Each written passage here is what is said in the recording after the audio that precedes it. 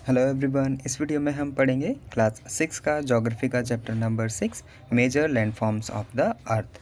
इससे पहले अगर आपको जो भी चैप्टर्स पढ़ने हैं, इससे पीछे के चैप्टर्स या हिस्ट्री या फिर मैथ्स में या साइंस में कोई भी चैप्टर आपको पढ़ने हो तो उसकी सभी की लिंक आपको डिस्क्रिप्शन में मिली हुई है, आप वहाँ से जाके उन्हें देख सकते हैं। देखिए, मेजर लैंडफॉर्म्स में हम इसमें पढ़ेंगे कि जो हमारी अर्थ है वो सभी जगहों पर प्रॉपर नहीं है। ठीक है, जैसा हम सोचते हैं कि हर जगह प्लेन सरफेस होगा, ऐसा नहीं होता। देखिए यहाँ पे जैसे फिगर 6.1 है, यहाँ पे अभी देखेंगे कि जहाँ पे जो अर्थ है उसका इन्फिनाइट वैरायटी ऑफ लैंडफॉर्म्स है, मतलब अलग अलग टाइप के लैंडफॉर्म होते हैं। जैसे कहीं कहीं पे पहाड़ मिलेंगे आपको, कहीं पे पठार मिलेंगे, कहीं पे ऊंचे ऊंचे पहाड़ और फिर नदियाँ, लेक, ये सारी चीज़ें क्या अलग अलग ये लैंडफॉर्म्स हैं हमारी धरती के। और ये लैंडफॉर्म कैसे बनते हैं? दो प्रोसेस है। पहला है इंटरनल प्रोसेस। इंटरनल प्रोसेस क्या होता है कि जो हमारी अर्थ है जिस पे हम खड़े हैं या फिर जिस पे हम बैठे हुए हैं वो क्या कंटिन्यूसली मूव कर रही है, धीरे धीरे धीरे धीरे मूव कर रही है। अंदर भी जो हमने अर्थ का जो पोर्शन होता है, अर्थ कैसे, अर्थ के अंदर में जो क्रस्ट, मेंटल कोर होते हैं ना, सभी जो पोर्शन होते हैं अंदर वाले, तो ये जो कोर है ये मूव करता रहता है। जो सबसे अंदर वाला पोर्शन होता है वो धीरे धीरे धीरे धीरे मूव करता है। इसी की वजह से हमारे अर्थ की मैग्नेटिक फील्ड होती है, ये हमने पहले ज्योग्राफी में पढ़ा था। ठीक है, तो ये तो हुआ पहला इंटरनल प्रोसेस जिसकी वजह से ये मेजर लैंडफॉर्म्स हैं ये क्रिएट होते हैं। इसके बाद है दूसरा प्रोसेस। ठीक है, इससे पहले हम ये वाला भी देख लेते हैं, डू यू नो वाला। एक जो हिल होती है, a hill is a land surface that rise higher than the surrounding area. Generally a steep hill with an elevation of more than 600 metre is termed as mountain. मतलब किसी भी जो area, कोई भी एरिया अगर वो सी सरफेस से, मतलब नॉर्मल जो सरफेस है वहाँ से अगर 600 मीटर तक ऊपर वो अपलिफ्ट हो जाता है तो उसको हम माउंटेन का नाम दे देते हैं। ठीक है, name the mountain with the height of the more than 8000 metre. तो हमने इससे पहले चैप्टर में पढ़ा था कि जिसकी जो माउंट एवरेस्ट है हमारा, उसकी हाइट 8000 मीटर से ऊपर है। तो ये जो बनते हैं, ये बनते कैसे हैं? देखिए माउंटेन कैसे करके बनते हैं।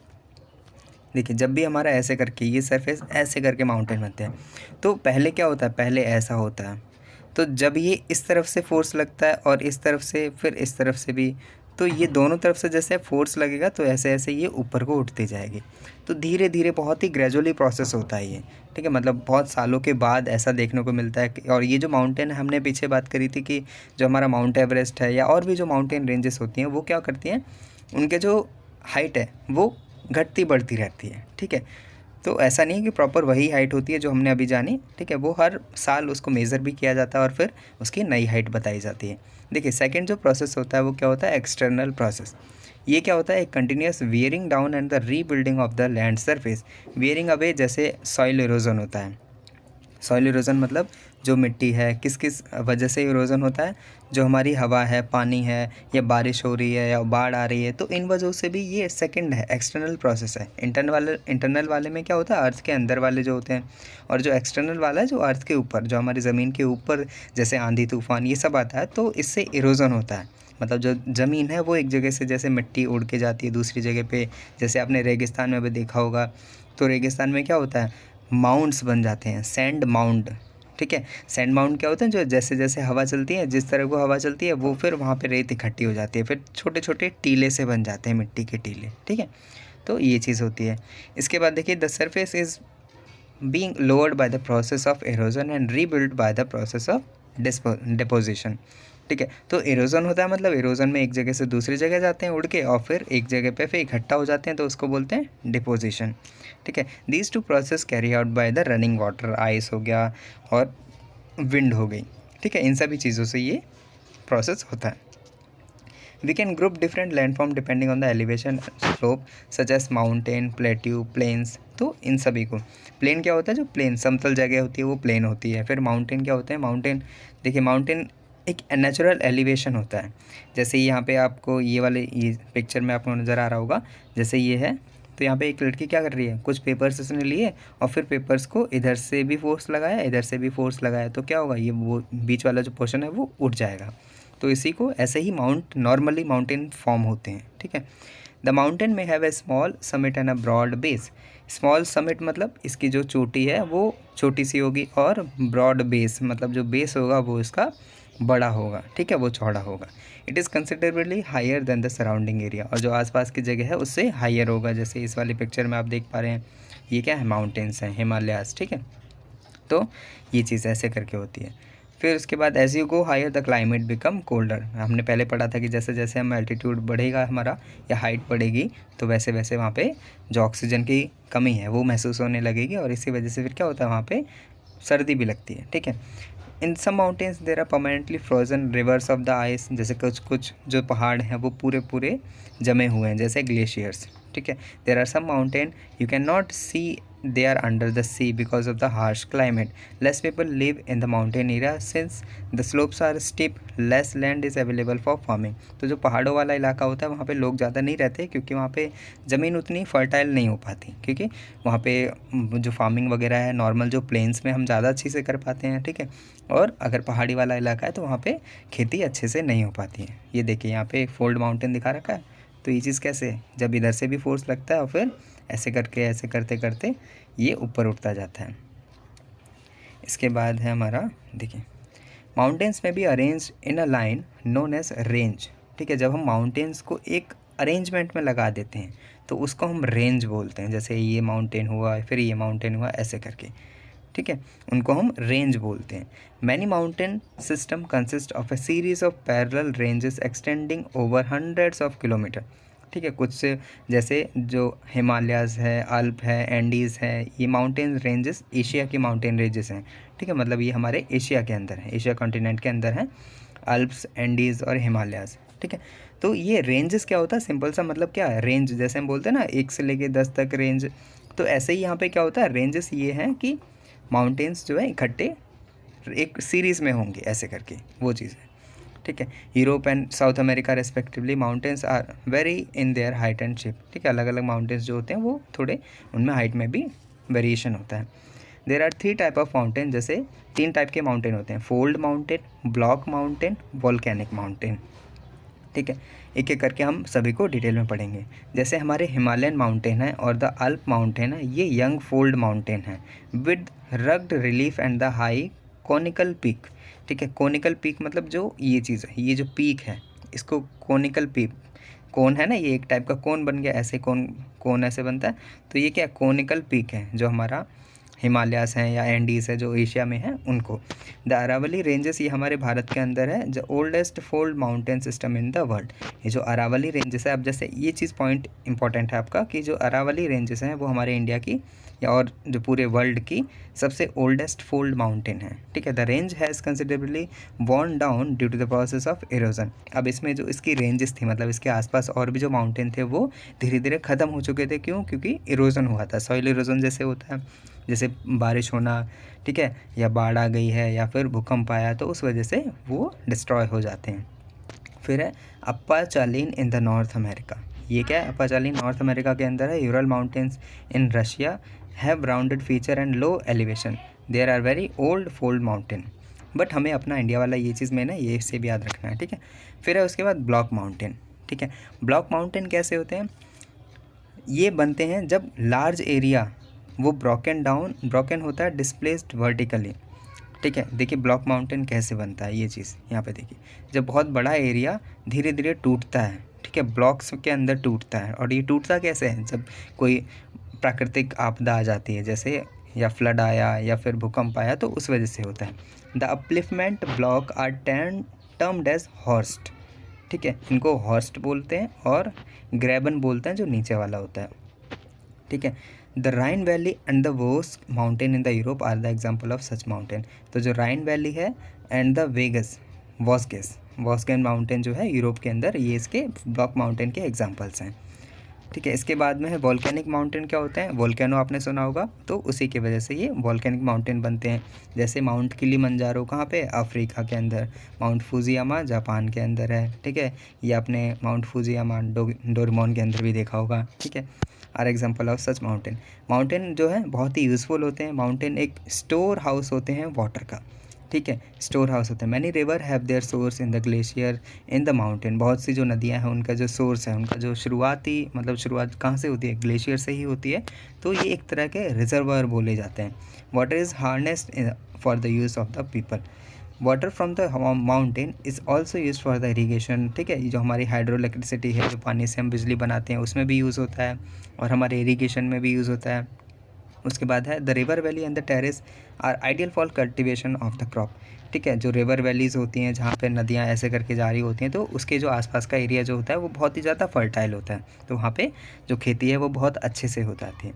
Mountain have a rich variety of flora and fauna. आप जहाँ से माउंटेन गुजरते हैं या फिर जहाँ पे माउंटेन होते हैं उसके आसपास के एरिया में बहुत अच्छे फ्लोरा और फौना होता है। फ्लोरा मतलब क्या होता है, जो हमारे जैसे पेड़ पौधों की अलग अलग स्पीशीज़ होंगी, बहुत ही डिफरेंट डिफरेंट टाइप की। फौना में क्या आ जाता है, जो हमारे एनिमल्स होते हैं। ठीक है, फौना मतलब होता है एनिमल्स की बहुत अलग अलग प्रजातियाँ।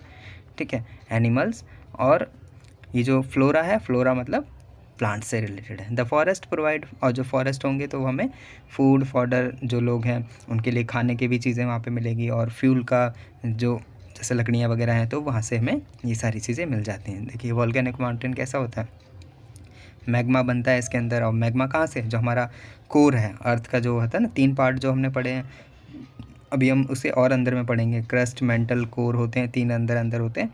तो वहीं पे यहाँ से सेंटर वाले से क्या होता है, लावा वगैरह मैग्मा धीरे धीरे बाहर निकलता है। ठीक है, तो वही एकदम से जब फटता है तो ये वॉल्केनिक इरप्शन कहलाता है। ठीक है, ठीक है। तो अभी इसमें ये सारी चीज़ें हैं, जो माउंटेन होती हैं वहाँ पे बहुत से लोग स्पोर्ट्स की एक्टिविटीज़ जैसे पैराग्लाइडिंग, हैंड ग्लाइडिंग, ये सभी चीज़ें भी होती हैं, रिवर राफ्टिंग वगैरह। ठीक है, स्कीइंग वगैरह हिमालयस के रेंजेस में भी थोड़ी बहुत होती हैं। तो उसके बाद में हमारा जो नेक्स्ट पोर्शन है वो है प्लेट्यू। प्लेट्यू जिनको हम पठार बोलते हैं हिंदी में। प्लेट्यू क्या होता है, एलिवेटेड फ्लैट लैंड होता है। ठीक है, जो माउंटेन होते हैं वो ऐसे करके होते हैं, लेकिन जो प्लेट्यू होता है ऊंचा होता है बट ऊपर से फ्लैट होता है, एकदम फ्लैट, इसीलिए इसको पठार बोला जाता है। ऊंचा होगा बट फ्लैट होगा। यहाँ पे क्या होता है, पीक होती है एक, मतलब नुकीली, मतलब एक ऐसे करके पोर्शन होता है ये चीज़। ठीक है, फिर इसके बाद में देखिए the plateau is elevated flat land table land standing above the surrounding area. Plateau में हैव 1 और more side with the steep slopes. ठीक है, इस पे 1 या 2 साइडें, मतलब 1 से या 2 से ज़्यादा भी होती हैं जो इसकी साइड्स हैं। ठीक है, the height of the plateau often varies from the few 100 metre to the several 1000 metre. इसकी भी हाइट जो है हज़ारों मीटर्स तक हो सकती है। प्लेट्यू लाइक माउंटेन में भी ओल्ड और यंग। ठीक है, ये भी, या फिर मतलब जो यंग हैं और ओल्ड हैं, ये दोनों टाइप के होते हैं ये भी। जैसे हमारे इंडिया में क्या है, डेक्कन प्लेट्यू। डेक्कन प्लेट्यू क्या है, is one of the oldest plateau. यहाँ पे जो जो चीज़ इंपॉर्टेंट है वहाँ पे मार्क कर देते हैं, ये चीज़ यहाँ पे इंपॉर्टेंट है। डेक्कन प्लेट्यू हमारा इंडिया का। ईस्ट अफ्रीकन में, अब देखिए द ईस्ट अफ्रीका प्लेट्यू वहाँ पे कौन सा है, केन्या। ठीक है, फिर उसके बाद Tanzania, Uganda and the western plateau of the Australia are the examples. अपने इंडिया का क्या है, डेक्कन प्लेट्यू। ठीक है, the Tibetan plateau is the highest plateau in the world. ये चीज़ इंपॉर्टेंट है, जो तिब्बत का पठार है वो सबसे बड़ा है पूरे संसार के अंदर, जिसकी हाइट कितनी है, 4000 से लेकर 6000 मीटर। ठीक है, from the mean sea level, मतलब समुद्र तल से कहाँ तक, 4000 से 6000 मीटर तक। प्लेट्यू जो होते हैं very useful for the, they are rich in the mineral deposit. अब इनके अंदर मिनरल्स बहुत सारे पाए जाते हैं। ठीक है, जैसे कोल हुआ, पेट्रोलियम्स हुआ, ये सारी चीज़ें, बहुत सी चीज़ें जो मिनरल हमारे यूज़ में होते हैं वो बहुत पाए जाते हैं। As a result many of the mining areas in the world are located in the plateau areas. तो बहुत से जो खदानें होती हैं, ठीक है, जैसे कोयले की खदान है, तो वो ज़्यादातर इन्हीं प्लेट्यूज़ के पास में होती हैं। The African plateau is the famous for the gold. Africa का प्लेट्यू है वो गोल्ड के लिए, डायमंड की माइनिंग के लिए बहुत ही ज़्यादा फेमस होता है। और huge in India huge river reserve of the iron, coal, manganese. ठीक है, ये सारे हमारे कहाँ पे हैं, छोटा नागपुर प्लेट्यू के अंदर हैं। In the plateau areas there are may be several waterfalls as a river falls from a great height. In India Hundru falls, India के अंदर कौन सा है, हुंद्रू फॉल्स कहाँ पर है, छोटा नागपुर के अंदर। ठीक है, मतलब छोटा नागपुर जो प्लेट्यू है वहाँ पे, वहाँ से हुंड्रू फॉल्स, ये फॉल है एक, मतलब जो झरना होता है ना पानी का, वो है, तो ये यहाँ से निकलता है। फिर है सुबर्ण रेखा एंड द जोग फॉल, ये कर्नाटका के अंदर है। ठीक है, यहाँ पे 2 चीज़ें याद रखनी है, सुबर्ण रेखा और जोग फॉल कर्नाटका के अंदर है। हुंद्रू फॉल ये छोटा नागपुर प्लेट्यू के अंदर है। ठीक है, ये एग्जाम्पल है कुछ वाटरफॉल्स के। The lava plateau are rich in the black soil that are fertile and good for the cultivation. Many plateaux have the scenic spot and are of the great attraction of the tourist. तो जैसे mountain पे tourist लोग आते रहते हैं, बहुत से अलग दूर दूर जो देश हैं वहाँ से देखने के लिए आते हैं, तो सेम चीज़ प्लेट्यूज़ के साथ भी होती है। यहाँ पे भी बहुत से टूरिस्ट देखने के लिए आते रहते हैं। फिर उसके बाद हमारा लास्ट में प्लेन्स। प्लेन क्या होती है, एक समतल जगह होती है। ठीक है, जैसे हमारा सेंट्रल इंडिया, वहाँ पे क्या है, ये जो गंगा नदी है उसके आसपास का जो एरिया है वो प्लेन होता है और वहाँ पे खेती जो है अच्छे से होती है, ठीक है। Plain are the stretch of the flat land, ठीक है। They are generally not more than 200 metre above the sea level, जो लगभग ये सी लेवल से लगभग 200 मीटर की ऊंचाई पे होते हैं। सम प्लेन्स आर एक्सट्रीमली लो, ठीक है, बहुत से प्लेन्स हो जाते हैं तो कुछ लो भी होते हैं। Most of the plains are formed by the river and their tributaries, mainly जो प्लेन्स फॉर्म होते हैं वो उनके रिवर्स की वजह से होते हैं। रिवर कैसे, देखिए यहाँ से जैसे नदी जा रही है तो इसके आसपास का एरिया इसको प्लेन बोला जाता है, ठीक है। अब यहाँ पे जो ज़मीन है वो बहुत ही ज़्यादा फर्टाइल होती है, यहाँ पे बहुत ही ज़्यादा उपजाऊ होती है, ठीक है। जो भी फसल है वो यहाँ इस एरिया में बहुत अच्छे से होगी, ठीक है। Rivers flow down from the slopes of the mountain and erode them, ठीक है। They carry forward the eroded material, they deposit their load consist of the stone sand silt their course and the valleys, it is form from these deposit that the plains are formed. अब जो नदियाँ पहाड़ों से ऊपर नीचे उतरती हैं वहाँ से क्या होता है, ये सारी सैंड, मिट्टी होगी, कंकड़ हो गए, पत्थर होगी, इन सभी को अपने साथ लेके चलते हैं और जब जहाँ पे मिलते हैं, मतलब नदी के पास आते आते मिलते हैं, तो वहीं पर एक प्लेन ये फॉर्मेशन होता है। प्लेन जो समतल ज़मीन है उसका फॉर्मेशन होता है, ठीक है। जनरली प्लेन जो होते हैं बहुत ही ज़्यादा फर्टाइल होते हैं, क्यों, क्योंकि यहाँ पे कंकड़ पत्थर जो वहाँ से लेके आते हैं तो वो बहुत ही ज़्यादा फर्टाइल होते हैं, इस वजह से। Construction of the transport network is easy, thus these plains are thick populated regions. अब यहाँ पे क्या है, जब फर्टिलिटी ज़्यादा है, इतनी सारी मतलब पेड़ पौधे बहुत अच्छे से उगेंगे तो यहाँ पे लोग भी ज़्यादा रहने के लिए आएंगे, तो इसीलिए जो हमारा सेंट्रल एरिया है, जो इंडिया का जो सेंट्रल एरिया है, वहाँ पे जो पॉपुलेशन है वो भी ज़्यादा है, ठीक है। For example in Asia these plains are formed by the Ganga और ब्रह्मपुत्र, जो हमारी गंगा नदी और ब्रह्मपुत्र नदी है, ठीक है, और जिसको चाइना में यांगतेज कहते हैं, ठीक है। यहाँ पे जो गंगा ब्रह्मपुत्र के ही वजह से प्लेन्स फॉर्मेशन होते हैं, ठीक है। Plains are the most useful area for the human habitation, there are the great concentration of people as more flat land is available for building houses. अभी जो प्लेन्स होते हैं, प्लेन्स में हमारे लिए बहुत ही इंपॉर्टेंट मतलब साइट बोल सकते हैं, क्योंकि यहाँ पे क्या होता है, यहाँ पे हम अगर घर बनाना चाहें, ठीक है, खेती करना चाहें तो ये सब आसानी से हो जाते हैं, और यहाँ पे फर्टिलिटी भी ज़्यादा होती है, मतलब उपजाऊ होता है लैंड, ठीक है। तो इस वजह से हम खेती भी करना चाहें तो अच्छे से कर सकते हैं। In India too the Indo Gangetic plain are the most densely populated region of the country. अब जो इंडो गंगेटिक प्लेन है, इंडो गंगेटिक प्लेन क्या है, जो गंगा के आसपास वाला रीजन है उसको इंडो गंगेटिक प्लेन बोलते हैं। तो यहाँ पे वर्ल्ड में जो हमारा डेंसली पॉपुलेटेड एरिया रीजन यही है, ठीक है, हमारे कंट्री के अंदर में। जैसे आपको बताया सेंट्रल वाला जो पोर्शन है हमारे इंडिया का, वहाँ पे जैसे यूपी है, एमपी है, ये चीज़। अब इसके बाद में है हमारा ये चीज़, देखिए ये और बचा है landform and the people. Humans have been living on the different kind of the, देखिए लास्ट में हमें क्या दिया हुआ है, जो अब यहाँ पे इंपॉर्टेंट चीज़ यही है कि जो माउंटेन का एरिया होता है वहाँ पे लोगों का रहना, वहाँ पे बसना बहुत ही मुश्किल होता है, क्योंकि वहाँ पे कंडीशन फेवरेबल नहीं होती हैं, ठीक है, और वहाँ पे ना तो क्रॉप्स ग्रो होते हैं, ठीक है। तो इसीलिए जो प्लेन वाला एरिया होता है वहाँ पे ज़्यादा पॉपुलेशन भी होती है, और कुछ नेचुरल जैसे, तो यहाँ पे ये चीज़ मेन बताई गई है कि हमें जो नेचुरल जो हमारे एरियाज़ हैं, जो हैबिटेट हैं, ठीक है, जो नेचुरली फॉर्म हुए वहाँ पे ज़्यादा पॉल्यूशन नहीं करना चाहिए। जैसे हम लोग बहुत सी चीज़ें नदियों में फेंक देते हैं, ठीक है, बाय क्रिएटिंग अवेयरनेस, ठीक है, जो लोग अलग अलग चीज़ें ये सभी करते हैं, जो वाइड रिस्पेक्ट जो डिस्ट्रक्शन आ रहा है, मतलब जो नेचुरल क्लेमिटी आ रही है, ठीक है, प्राकृतिक आपदा, ये हमारी गलतियों की वजह से ही आती हैं, ठीक है। हम ही लोग क्या करते हैं, ज़्यादातर जो केमिकल वेस्ट होता है वो भी नदियों के अंदर फैला देते हैं, तो इससे क्या होता है, नदी के जो जीव जंतु हैं वो भी परेशान होते हैं, उनकी भी डेथ होती है। तो इस वजह से जो एक लाइफ साइकिल होता है, बायोलॉजिकल जो साइकिल चल रही है, उसमें डिस्टर्बेंस होता है, और वो जब डिस्टर्ब हो जाती है तो पूरा सब कुछ उलट पुलट हो जाता है, ठीक है। और इसके बाद में ये चैप्टर में अभी यहाँ पे कुछ भी इम्पोर्टेंट नहीं है। इसके बाद में ये चीज़ है स्वच्छ भारत मिशन, आपने ये चीज़ पढ़ी होगी पहले भी। अभी स्वच्छ भारत मिशन क्या है, ये इसमें हमारे जो पीएम मोदी ने जो अभी हमने देखा था कि जब ये लॉन्च किया गया था, तो इसके तहत क्या कर बताया, जो हमारे आसपास में हवा पानी सब कुछ को हमें सब साफ़ सुथरा रखना है, ठीक है। और ये जो भी हमारी नेचुरल जैसे नदी नाले सब है, वहाँ पे ज़्यादा गंदगी नहीं फैलानी है, पूरा साफ अपने आसपास का एरिया हमें साफ़ सुथरा रखना है। अभी लास्ट में ये चीज़ है, पिक्चर्स दी हुई हैं आपको, इनमें कुछ को पॉइंट आउट करना है, मतलब फिगर आउट करना है कि इस एरिया को हम क्या कहते हैं, इसको क्या कहते हैं, इसको क्या कहते हैं, सभी का नाम बताना है आपको। तो ये चैप्टर आपका ख़त्म होता है। आपको ये चैप्टर समझ आया, वीडियो कैसी लगी प्लीज़ कमेंट करें, और अगर अच्छी लगी तो प्लीज़ लाइक करें और फ्रेंड्स के साथ शेयर करें, चैनल सब्सक्राइब करें। So thank you for watching, bye bye.